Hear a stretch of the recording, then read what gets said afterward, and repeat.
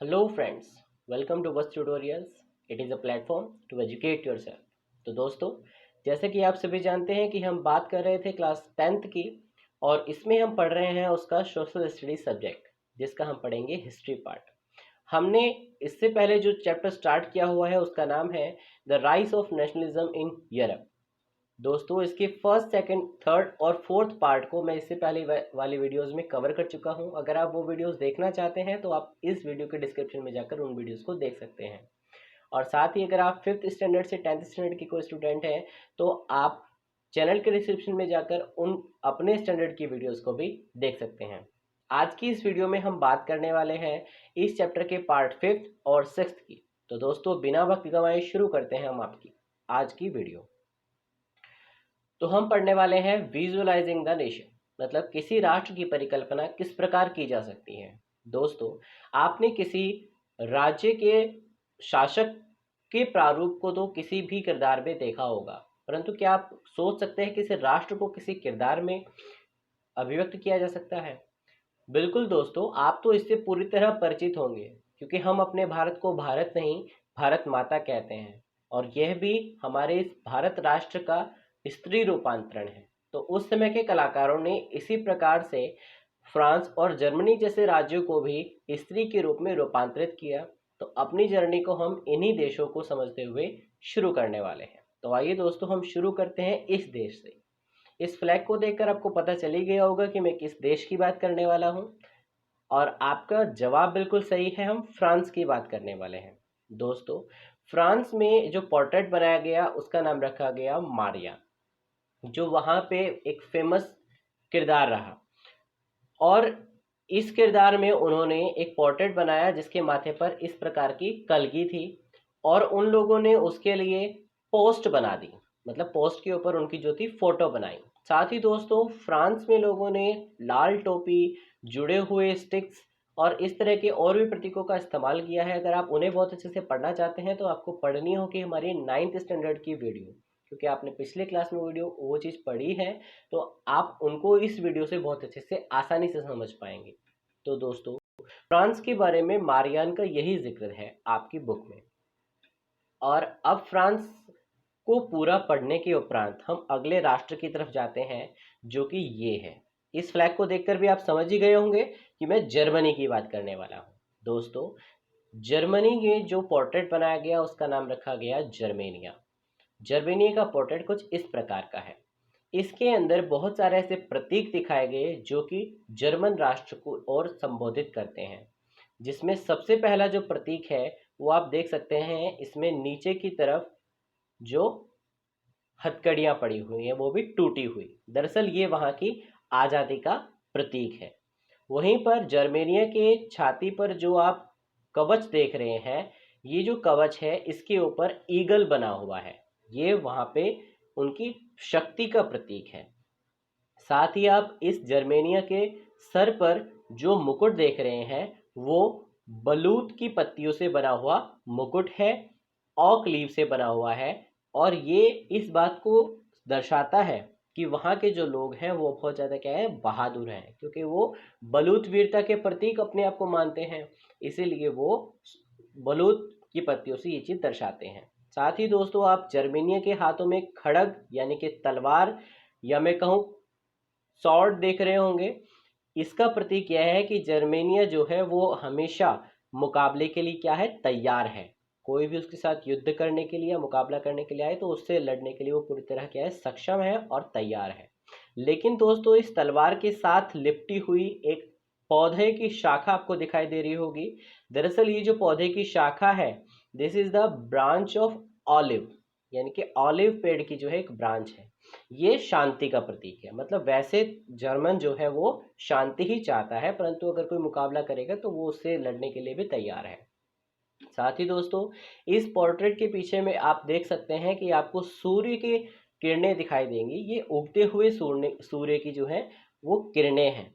इससे वो यह दर्शाना चाहते हैं कि अब नए युग का सूत्रपात यानी कि शुरुआत हो चुकी है। दोस्तों, इसके साथ ही आप जर्मेनिया के हाथों में जो फ्लैग देख रहे हैं उसको भी आपको देखकर कुछ याद आया होगा।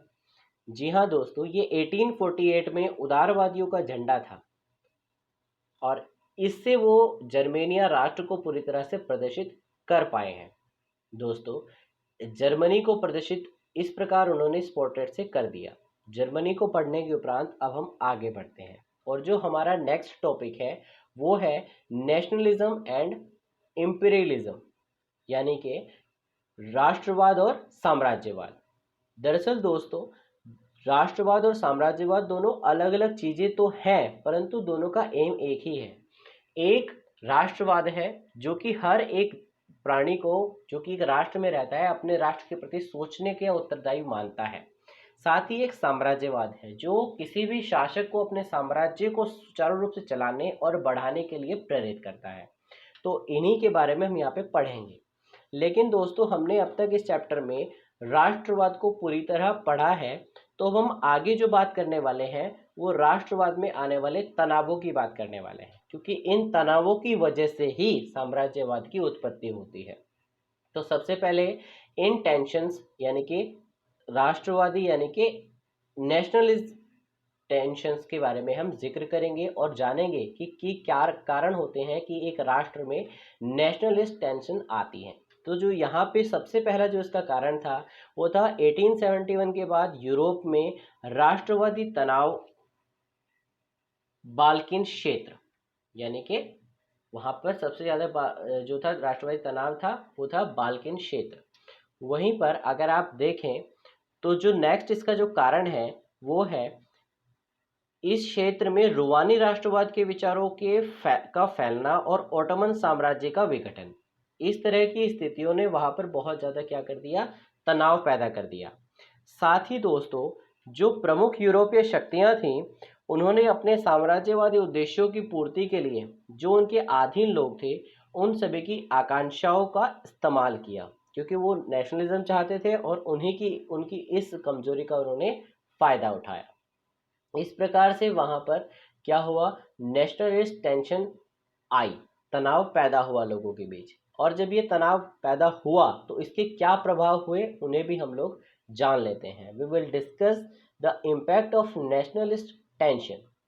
इसका जो सबसे पहला प्रभाव था वो यह था कि बाल्कन राज्यों के बीच व्यापार और उपनिवेशों के साथ नौसैनिक और सैन्य ताकतों के लिए प्रतिस्पर्धा बढ़ गई। मतलब उनके बीच में कंपटीशन होने लगा कि मेरे राज्य में ज़्यादा नौसैनिक होने चाहिए, मेरे राज्य में सेना बड़ी होनी चाहिए, मेरे राज्य का व्यापार ज़्यादा होना चाहिए, या मेरे राज्य का उपनिवेश ज़्यादा होना चाहिए। तो इस तरीके की चीज़ों के लिए उनके बीच में प्रतिस्पर्धा हुई, तो सीधी सी बात है एक दूसरे के बीच में टेंशन्स बढ़ने के कारण ये सब कुछ हुआ। साथ ही दोस्तों, रूस, जर्मनी, इंग्लैंड, ऑस्ट्रो हंगरी जैसे जो राज्य थे उन्होंने अपना प्रभाव बढ़ाने की वहाँ पर क्या की कोशिश की कि वो उन लोगों के जो वहाँ पे रह रहे हैं उनका तो प्रभाव कम हो जाए और इन लोगों का प्रभाव वहाँ पे बढ़ जाए। और जब कोई भी राष्ट्र किसी दूसरे राष्ट्र पे ऊपर अपना प्रभाव दिखाने लगता है, जमाने की कोशिश करता है, तो सीधी सी बात है युद्ध होता है। तो यहाँ पे भी वही हुआ, वहाँ पर बहुत सारी लड़ाइयाँ लड़ी गई और ये सारी जो लड़ाइयाँ थी उनका जो परिणाम हुआ वो था फर्स्ट वर्ल्ड वॉर। जी हाँ दोस्तों, प्रथम विश्व युद्ध का जो मुख्य कारण बना वो यही लड़ाइयाँ थी। तो इस प्रकार से हमने पढ़ा कि कैसे नेशनलिस्ट टेंशन किसी राष्ट्र के अंदर लड़ाई तक करा सकती हैं। और अब हम जो आगे पढ़ने वाले हैं वो ब्रिटेन के बारे में है। जी हाँ दोस्तों, आपके सामने जो अब एक पिक्चर है इसमें आप देख सकते हैं कि वर्ल्ड के मैप को दर्शाया गया है। वहीं पर सबसे ऊपर कुछ फरिश्ते हैं जो स्वतंत्रता का बैनर थामे हुए हैं।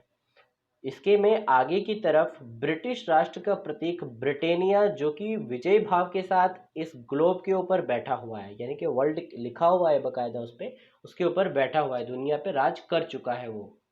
और उपनिवेशों को शेर, हाथी, वन और आदमी समुदायों को छवियों के साथ उन्होंने दर्शाया है। यहाँ पे आप उन्हें भी देख सकते हैं।